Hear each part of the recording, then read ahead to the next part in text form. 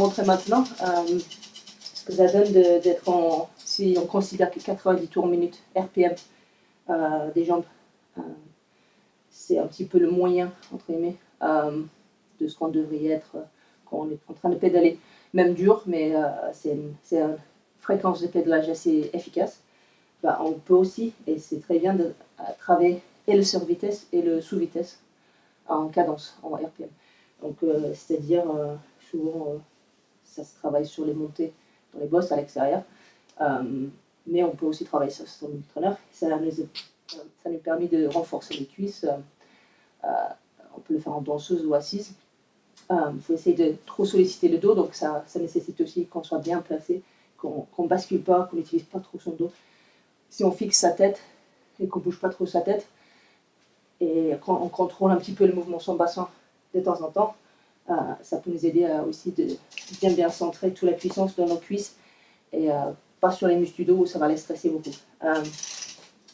Donc je dirais que si on est en sous-cadence, une bande sous-cadence, une fourchette de sous-cadence à travailler, c'est bien entre 60 et 70, 55, 70. Ça peut servir beaucoup pour renforcer les cuisses et la puissance ensuite dans les montées assises.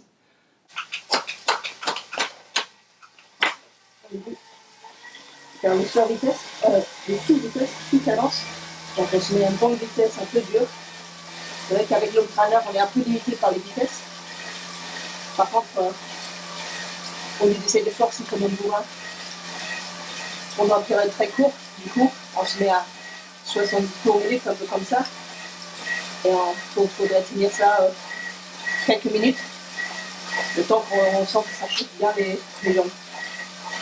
Comme je dis, là j'ai tendance à un petit peu essayer de lancer avec mes épaules.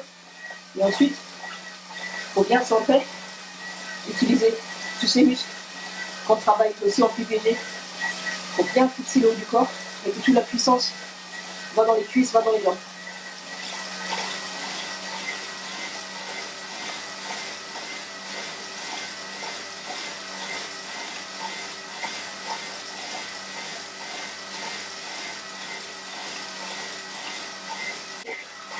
La cadence,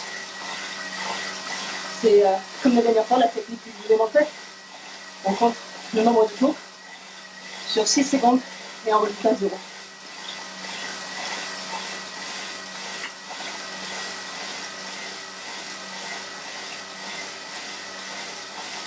Voilà, là je suis bien dedans.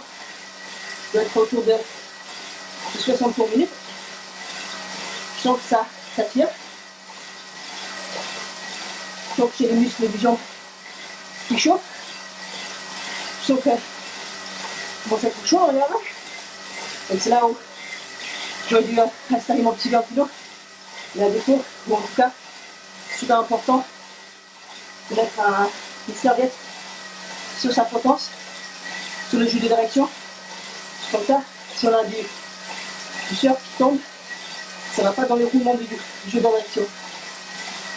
Évidemment, une fois qu'on a fini la séance, pour enlever la ça, il ne faut pas que l'humidité reste autour du jeu de direction.